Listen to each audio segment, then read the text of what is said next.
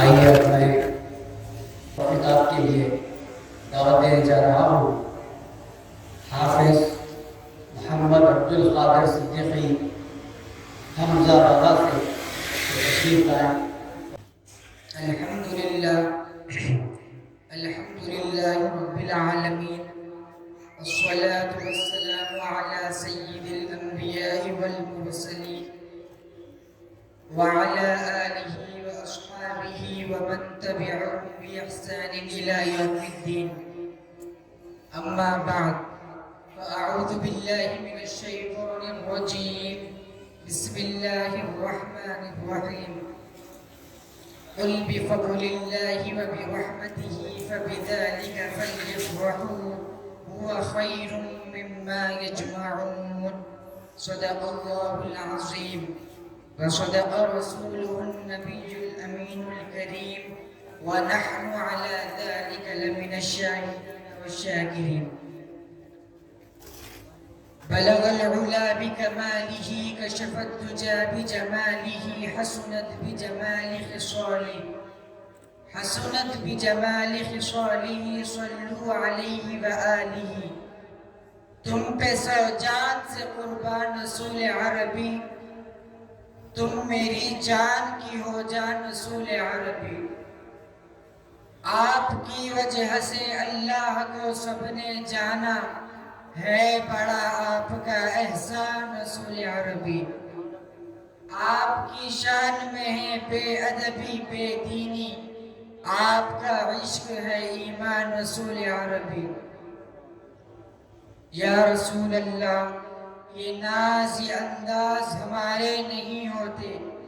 اگر جھولی میں ٹکڑے تمہارے نہیں ہوتے ملتی نہ اگر بھیک حضور آپ کے در سے اس ٹھاٹ کے مگتو سے گزارے نہیں ہوتے بے دام ہی میں بک جائے بازار نبی میں اس جان کے سودے میں خسارے نہیں ہوتے جب تک کہ مدینے سے اشارے نہیں ہوتے کہ جب تک کہ مدینے سے اشارے نہیں ہوتے روشن کبھی قسمت کے ستارے نہیں ہوتے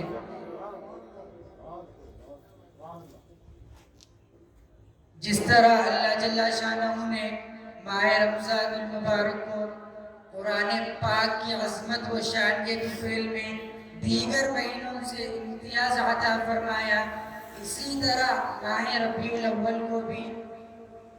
ماہ ربیع الاول کی شان علو کی وجہ بھی اس میں صاحب قرآن کی تشریف آوری ہے صاحب قرآن سے مراد حضور پاک علیہ السلام بے شک ماہ ربیع الاول حضور پاک علیہ السلام کے ولادت و سعادت کے صدقے طفیل میں دیگر مہینوں سے اللہ تعالیٰ نے امتیاز عطا فرمایا اگر رمضان کو فضیلت ملی ہے تو اس مبارک ماہ سے ملی ہے اگر دیگر مہینوں کو فضیلت ملی ہے تو ماہ ربیع الاول کے طفیل میں ملی ہے اور ماہ ربیع الاول یعنی عید میلاد النبی صلی اللہ علیہ وسلم عید نہیں بلکہ عیدوں کی عید ہے کیونکہ اس عید کے طفیل میں ہمیں ساری عیدیں ملی ہیں ہمیں زندگی ملی ہے تو اس عید کے طفیل میں ملی ہے شب میلاد النبی صلی اللہ علیہ وسلم لیلۃ القدر شب لیلۃ القدر یعنی جس رات اللہ جل شانہ نے اپنی مقدس کتاب کو نازل فرمایا اس رات سے بھی شب میلاد النبی صلی اللہ علیہ وسلم افضل ہے کہتے ہیں کہ ہر سال میلاد کیوں مناتے ہو کہ ہر سال نبی پیدا ہوتا ہے ہم کہتے ہیں کہ ہر سال نبی پیدا نہیں ہوتے تو تم کیوں ہر سال لیلۃ القدر مناتے ہو کہ ہر سال قرآن نازل ہوتا ہے تو کہتے ہیں کہ ہر سال قرآن کی برکت آتی ہے تو ہم یہ کہتے ہیں کہ ہمیں ہر سال ہر گھڑی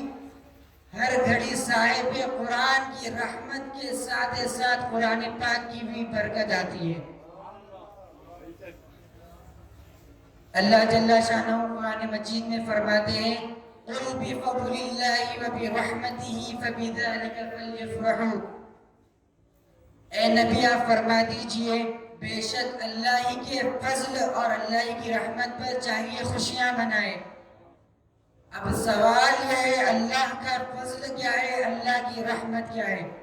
قرآن مجید میں اللہ جل شانہ فرماتے ہیں لَقَدْ مَنَّ اللَّهُ عَلَى الْمُؤْمِنِينَ إِذْ بَعَثَ فِيهِمْ رَسُولًا، بے شک اللہ کا بڑا فضل مومنوں پر یہ ہوا کہ اللہ نے اپنے محبوب کو بھیج دیا ہے۔ اب کوئی یہ کہے کہ حضور اللہ کی رحمت کیسے، آؤ قرآن مجید سے پوچھتے ہیں۔ اللہ جل شانہ فرماتے ہیں وَمَا أَرْسَلْنَاكَ إِلَّا رَحْمَةً لِلْعَالَمِينَ، اے محبوب ہم نے آپ کو ساری کائنات کے لیے رحمت بنا کر بھیجا۔ میرے آقا علیہ السلام دونوں جہانوں کے لیے رحمت ہے۔ اللہ کا بڑا فضل بھی ہے، اللہ کی بڑی رحمت بھی ہے، ہم سب کے لیے اللہ کی نعمت بھی ہے۔ اللہ تعالیٰ حدیث قدسی میں فرماتے ہیں لولاک لما خلقت الدنیا، اے محبوب تجھے نہ بناتا تو یہ کائنات نہ بناتا۔ اس دنیا کا سبب آقا علیہ السلام سے ہے۔ اللہ جل شانہ فرماتے ہیں اے محبوب تجھے نہ بناتا تو یہ کائنات نہ بناتا۔ اعلیٰ حضرت فرماتے ہیں جان ہے وہ جہاں کی، جان ہے وہ جہاں کی، جان ہے تو جہاں ہے، جان ہے اس کا مطلب جان بھی ہے، جہاں ہے اس کا مطلب جان بھی ہے۔ تو زندہ ہے واللہ تو زندہ ہے، فرماتے ہیں جان ہے وہ جہاں کی، جان ہے تو جہاں ہے۔